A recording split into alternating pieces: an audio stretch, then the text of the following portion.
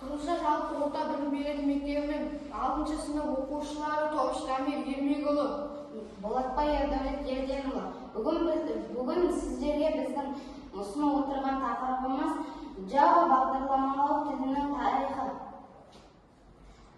Java әлемдегі ең танымал бағдарламалау тілдерінің бірі. Мобильді жүйелерден бастап кәсіпорын жүйелеріне дейінгі қосымшаларды әзірлеу үшін қолданылады. Оның құру және мотивациясы 1990 жылдардың басында Sun Microsystems әртүрлі құрылғылар арасында өзара әрекеттесуді жақсарту жолдарын іздеді. Олардың екіге бөлінді. Біріншісі жасыл жоба платформаларда тәуелсіз бағдарламалау тілін құру, ал екіншісі көптеген платформалар. Бірақ олар әзірлеушілерге қиындық туғызды. Бұл Java тілінің негізін қалаушы James Gosling. Java тілі қарапайым, Java тілі шабық, Java тілі сенімді. Әзірлеу және іске қосу 1995 жылы ресми түрде Java атымен енгізілді. Виртуалды машина JVM-ді қолдайтын кез келген платформада кодты орындау. Платформалық үйлесімділік әзірлеушілер үшін өте тартымды. Кодты орындау қауіпсіздігі өсіп келе жатқан интернет жағдайында өте маңызды. Java дамуы бірнеше негізгі кезеңдерінен өтті. Java 1.1 версиясы 96-97 жылдары, Java 2 версиясы 98 жылдары, Java 5 версиясы 2004 жылдары, Java 8 2014 жылдары. Қазіргі біздің қолданып жүрген Java 9 және басқа да Java версиялары ол 2017 жылдан бері қолданып келе жатыр.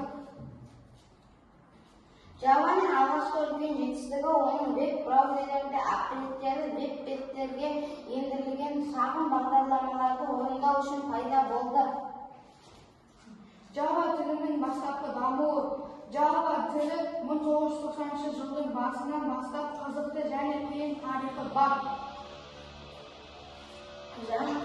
Java платформасының тілі 1990 жылдың желтоқсанында Sun Microsystems'те C және C++ бағдарламалау тілдеріне балама ұсынатын ішкі жобалар ретінде басталды. Ал мына төменде тұрған аттар бұлар Java тілінің шығу тарихына әсер еткен адамдар. Java тілі атауы 1994 жылы OAuth тіліне өзгерілді. OAuth технология фирмалық атаумен қақтығысқа байланысты кофе Java аралының атауынан алынған, ал қазіргі Javaның эмблемасы бір кесе ыстық кофе бейнеленген. Java тілі пайда болғанға дейінгі бағдарламалаушылар шектеулі тілді қолданды.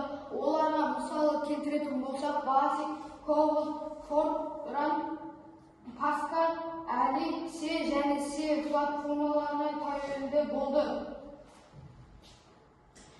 Java тілінің мақсаты платформалық және бастапқы код. Java тілінің тұжырымдары. Java тілі қарапайымдылық, қауіпсіздік, проактивтілік, объектілікке бағдарлану. Java және C#.NET платформасы Java виртуалды машинасымен және Java кітапханаларымен ұқсас. Және де біз осындай кодтарды пайдалана отырып ойын шығарып құрастырдық. Java